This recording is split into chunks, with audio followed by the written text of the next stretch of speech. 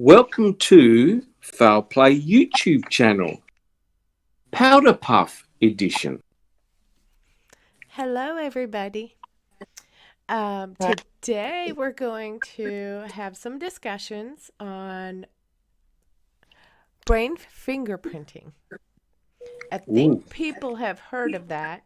Are we sort of familiar with this? Today, joining me is going to be, of course, BB.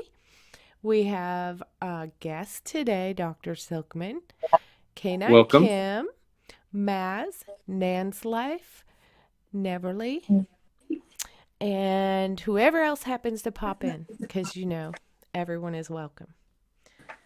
Who knows what about brain fingerprinting? Sounds complex. Okay. You want to start, Dr. Silkman? I know a little bit about brain fingerprinting. First of I'll all, tell thank you you. for inviting me. Oh, you're welcome. I'm so glad you came. Well, I Pleasure. found out about it when we were watching Ma'am 2. And I think Yes. it was in episode 2. And this is brain fingerprinting, and it is founded by Dr. Larry Farwell. Well, yeah. Excuse me, I can't get my tongue to work today. But it records the brainwave responses. It does not download events. What they do is give 3 kinds of stimuli. One is a target, one is irrelevance, and a third one is probes.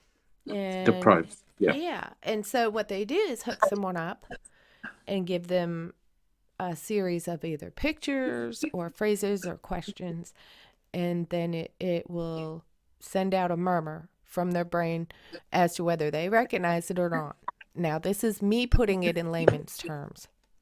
Yeah. Do you want And me to? Do you want me to give my sort of like quick summary of yes, it? yes, because this is also familiar to brain mapping in a sense. Yeah. Yeah. Uh, well, as you said, Sammy, this technique was developed by Dr. Lawrence Farwell. I believe he commenced the procedure in 1996, and he's been refining it ever since. And the good thing is, he's done a lot of work with the CIA, the FBI, and also the Navy. And the important thing is that it actually has been admissible in Iowa. So the courts have allowed brain fingerprinting to be admitted into court, which is very, very interesting. I think so. Yeah. So would you just like me to just describe what the procedure is? Go for it. Yeah. Well, the important thing here, guys, and the relevance to what we're doing is that Dr. Farwell invited, after speaking with Kathleen Zellner, to try the brain fingerprinting on Stephen Avery. And if you have a look at episode 2, you can see that Stephen Avery uses the brain fingerprinting device. Basically, it's like a cap that you put onto your head, and the device measures electrical brain activity.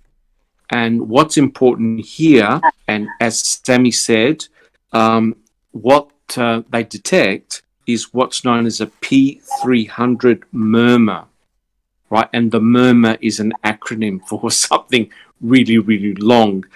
Essentially, what it is that you wear a headgear and it's got EEG sensors. So it's measuring brain waves, but it looks for specific brain waves known as the P300 murmur. And the important thing to realize, guys, is that with the brain fingerprinting, it's very accurate. It's got an error rate of less than 1%.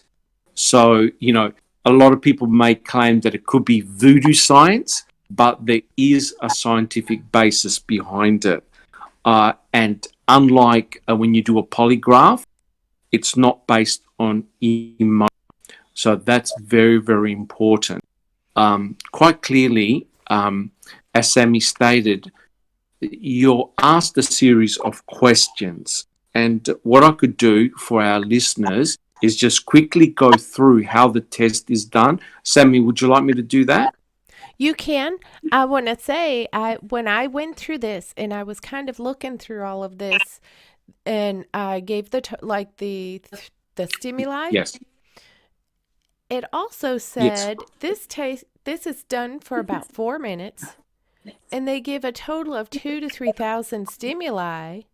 Then Yes. measure those responses and then average those measurements out. Correct. Correct. So the actual final output, it's all done by computer. So it's not that the person administering the test can influence the results. It's all done by a computer. And then once the results are spat out by the computer, the analyst will have a look and make a call on the questions that have been asked. So potentially, it is a very, very powerful technique. Let me try to tackle one thing before you get started.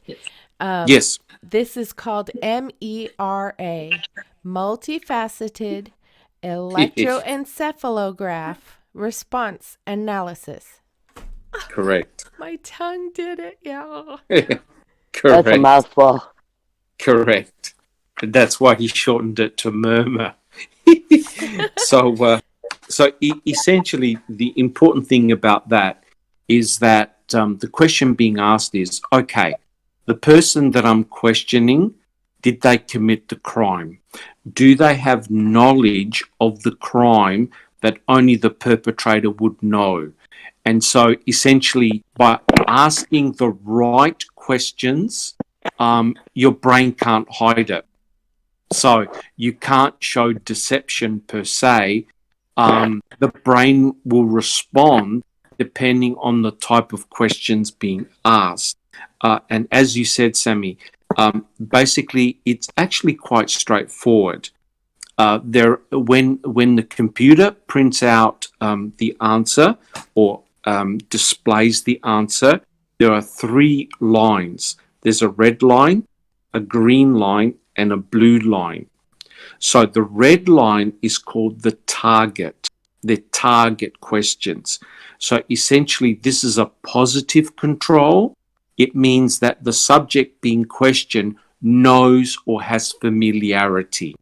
So your brain would know what the answers are. And so when you're asked those questions, your brain gives a positive response and it produces a red line. So that's known as a positive control. Then there's a green line, and that's questions which are irrelevant. They've got nothing to do with the case. The person being questioned would have no recognition whatsoever. That's called a negative control, right? And so the final one is the blue line. These are called probes.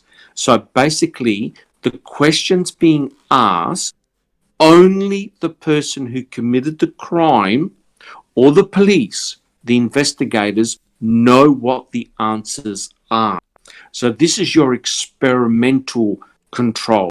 It's either going to be positive or negative. And so all the analyst does is compare the lines. So if the green line is the same as the blue line, that means that the person has no recognition, right? The person wasn't there. The person didn't commit this crime. Guilty. Not guilty. Correct. If the red line is equal to the blue line, that means that the person very likely was there and committed the crime. And so that's a very powerful differentiation where you can't hide your answers. Your brain recognizes either a picture or words. So quite clearly, Sammy and guys, you need skill to ask the right questions.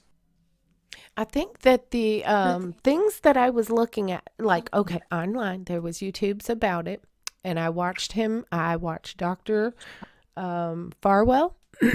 And he Yep. said he did his very best to go to the crime scenes, to read all the reports, and to put the specifics of the crimes in when they were looking to see if the person would recognize Correct. this.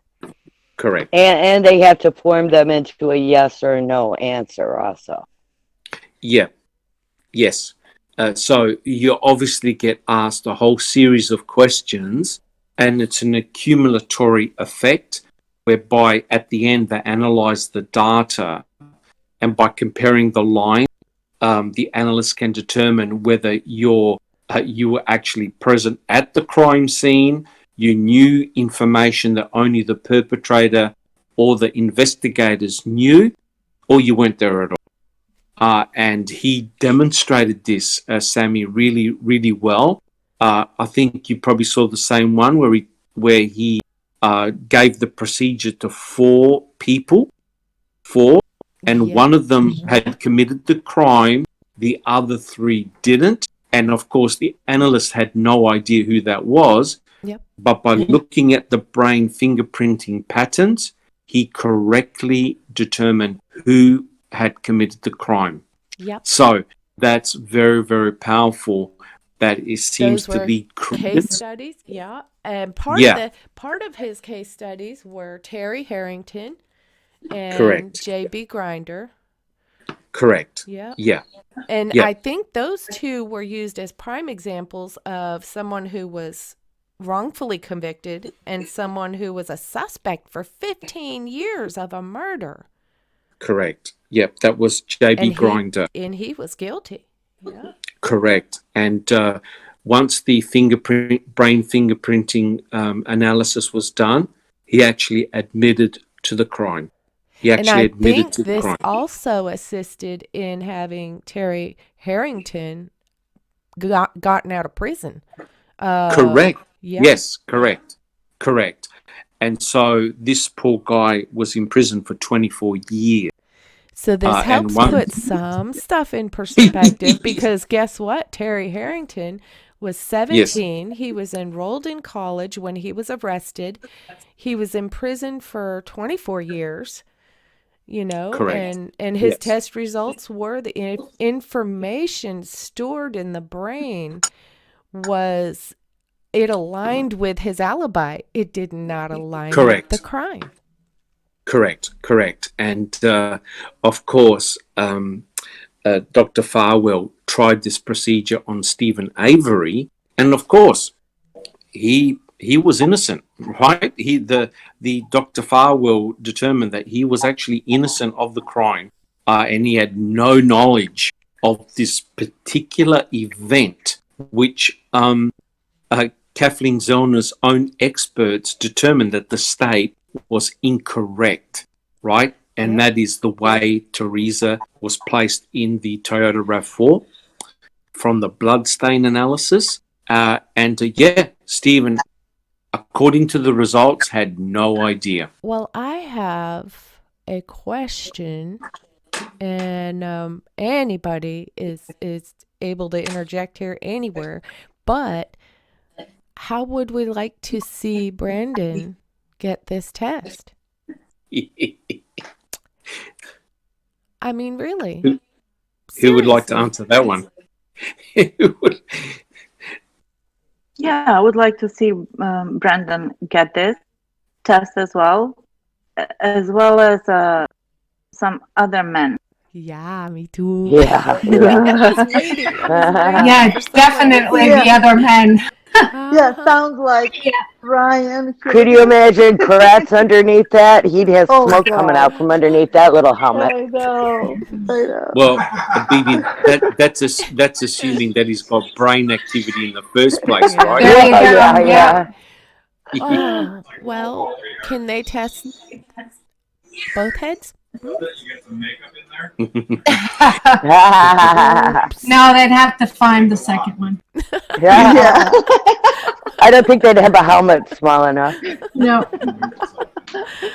For which Correct. Oh. But the main issue, of course, is that a lot of people are going to criticize that particular brain fingerprinting, Oh especially the yeah. guilters.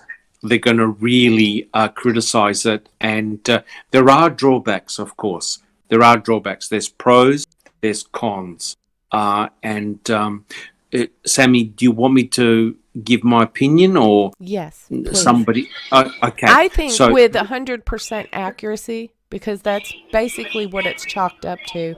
It is 100%. It is more accurate than any other thing that I have ever heard of. Well, I guess my only question would be: can it be manipulated? No, because you know what? On all of the things that I've watched on this while the test is being done, these people are alone in a room and they are watching a monitor, and the monitor is giving them stuff to look at, whether they read it or it's a picture or whatever. So this is something that they just respond, period. That's it. I mean, Correct. their And I brain will think that that's respond. the main advantage of brain fingerprinting over a polygraph, because correct. there's no emotional response and you can't Yes. really train your body Correct. and your Yes. nervous system how to react. You just picks Yeah. up the waves. Correct, the brain waves, and like with a polygraph, which by the way, it's not admissible in a court of law because it can be manipulated.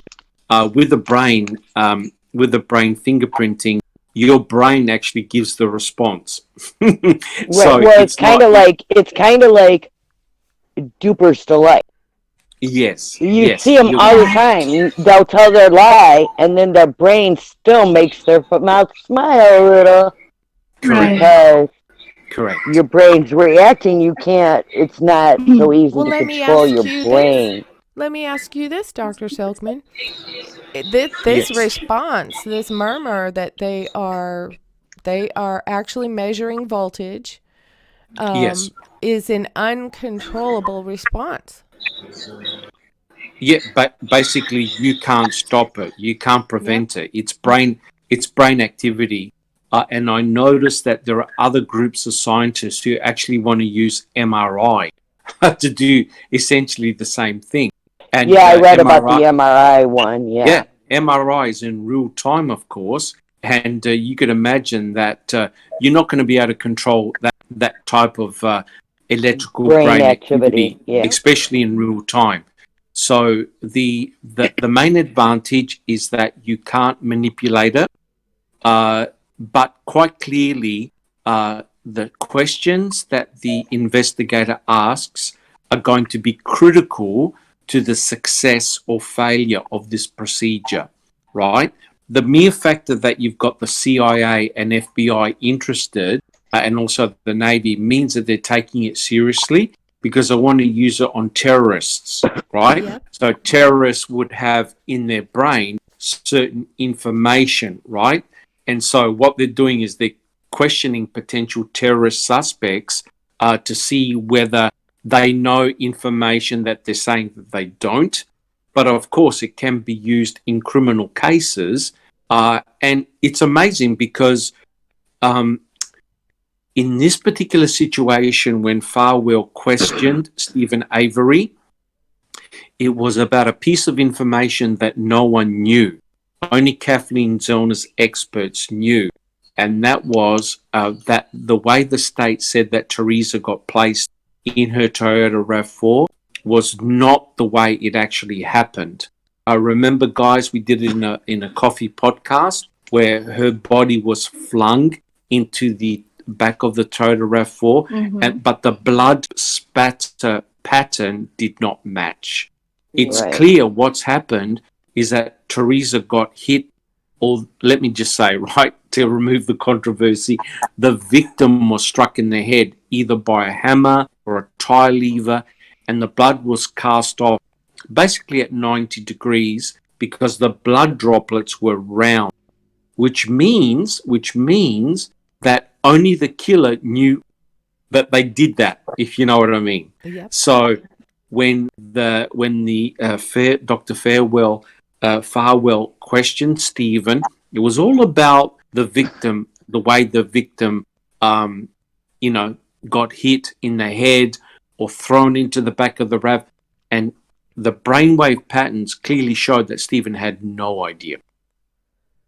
So that's very, very powerful evidence. But that's the pros. The cons, of course, is that Stephen was questioned a long time after the event. And even Dr. Farwell said it would have been better if he was questioned immediately. So therefore, everything is fresh in the mind. He's not getting information from the media, from newspapers, from family members. It's in situ. Just think, because he did get all that extra input over all these years. Different lawyers, different people writing him information, all kinds of places he got information. Correct. It would almost make it easier for him to fail, having all that input And from he all still them passed. sources, Yeah. and he Correct. still passed it. I'd like to So- remind you, though, even in the case of Terry Harrington, 15 years later, this was successful.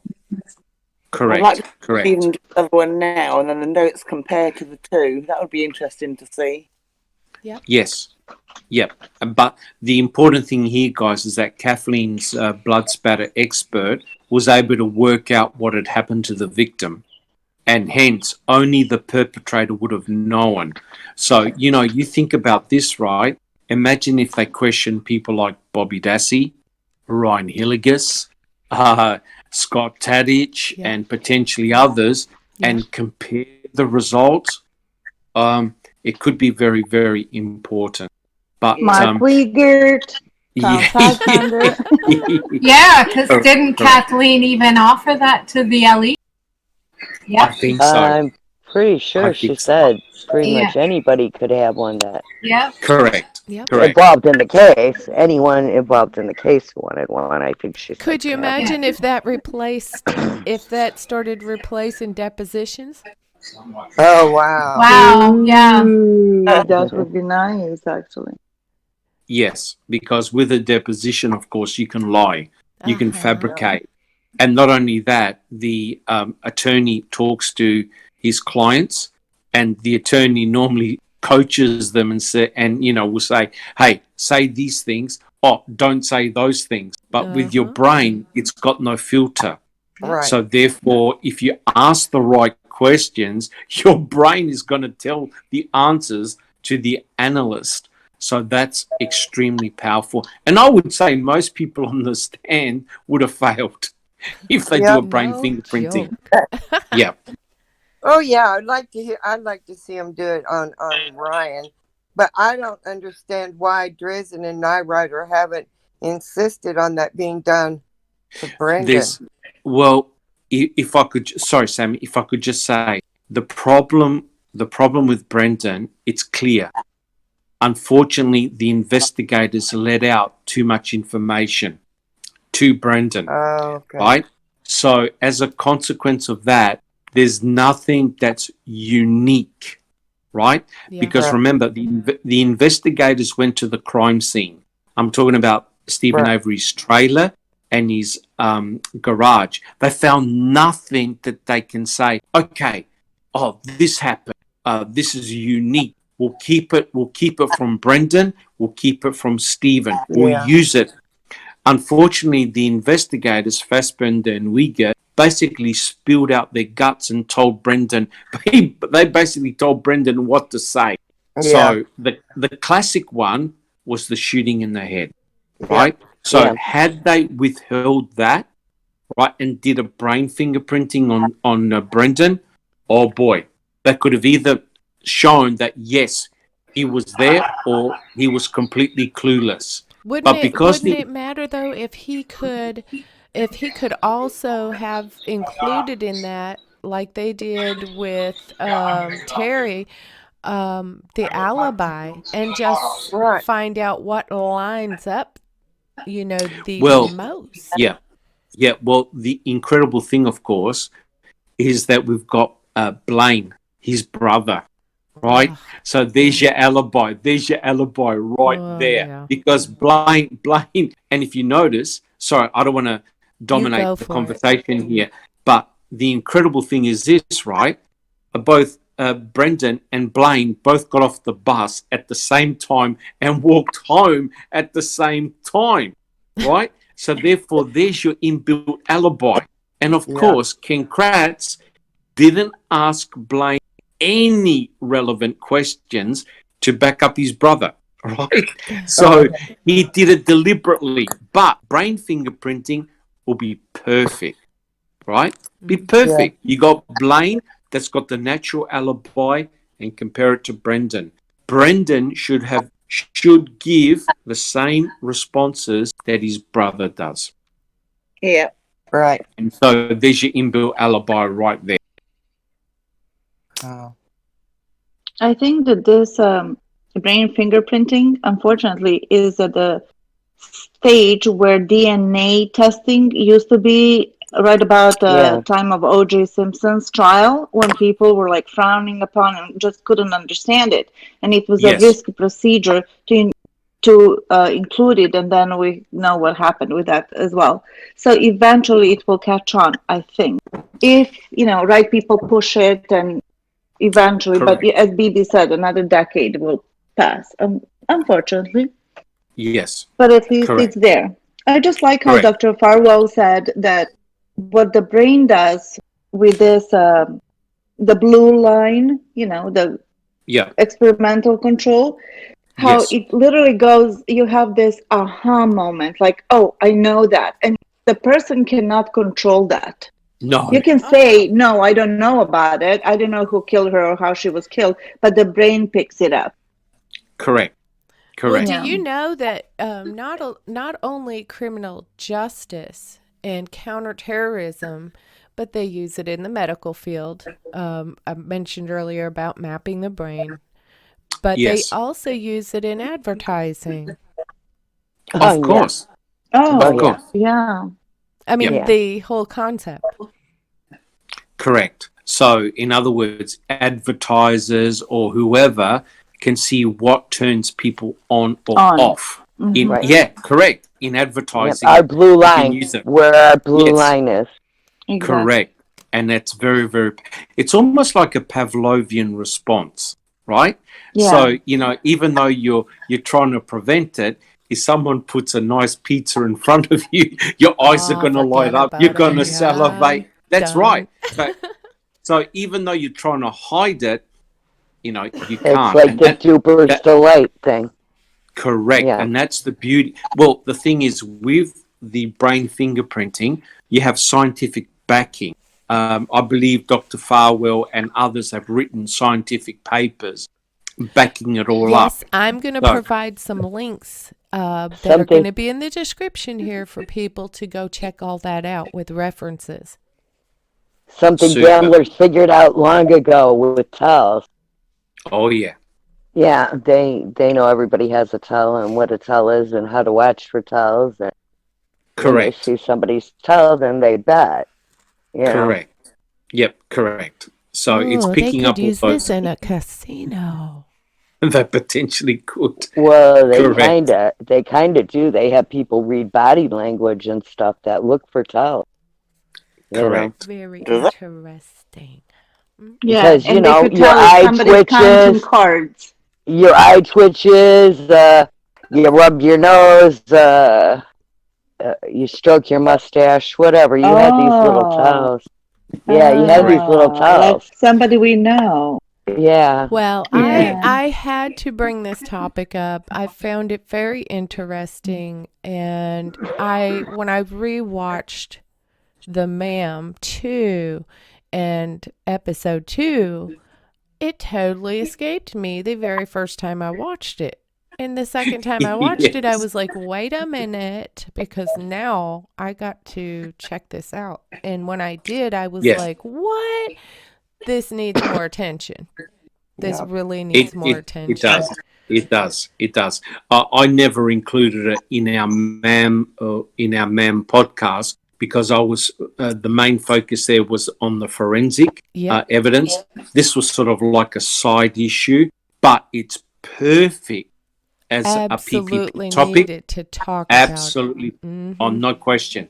And so you couldn't do it justice in a coffee podcast because we would just go over it quite quickly. But here, expanding it and looking at other cases it's brilliant, Sammy, brilliant. Well, I wanted to thank everybody for coming and at least discussing this with me, because I really feel like it does need more attention. And in this day and age, we have so many other things going on, and I don't want it to go by the wayside. But I just wanted to say thank you all. But I want to find out how everybody's doing with everything that's going on. Do we all have toilet paper now? No. Yeah. Oh, no. Australia, I guess, is still lacking. Well, there's always a garden hose. Now, I know. We need brain fingerprinting at the checkout. That's what we need. Do you really need the toilet paper, or are you hoarding extra toilet paper? Exactly right. Because nope, you can't have it. Give it back. Well, because I'm gonna post this picture as we are talking, and you all have seen this picture, and considering what we're all going through right now, I just thought BB shared this with me, and I thought it was so beautiful, and it captures something so special in a time like this. And it looks like little girl is saying hello to her grandma through the car window, and it just captures the beauty of a moment that really couldn't be worse, and it's just most beautiful. It's touching, and that's my little feel-good moment. And also it just shows the fragility of life. It really does. How we all take things for granted because we all assume that they're there all the time. And then when the world is under this intense pressure, all of a sudden we miss just the little things, the subtle things, to give someone a kiss or a hug. You can't do anything of that. Or you go to the supermarket and the things that you used to buy normally are all gone. Yep. This moment was, I just love this picture, BB, and I thank you for sharing it with me, because it really did, it touched me in a way that, we take things for granted every day, and maybe when this is all over, we will all realize just how important some of those small things really were. And it's a beautiful shot. Whoever took that picture did a good job. That was a good eye and a good shot. Yeah. Yes. Beautiful picture.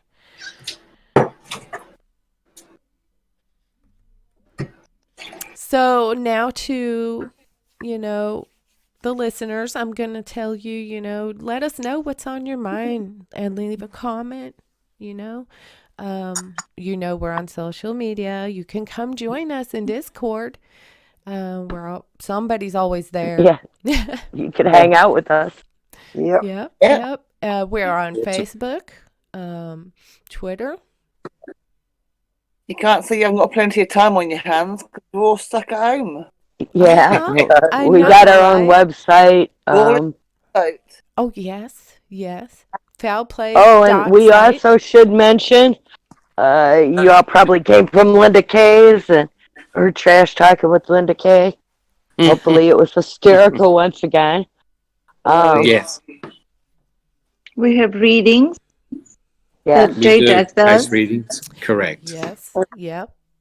And don't forget about coffee. Yes, it's back on. It's back on. And now it's moved to its new summertime. A new time. It's because we had to all meet up. We had to all meet up from Australia and everywhere. Yeah. Correct. But I was going to say, Sammy, look, thank you so much.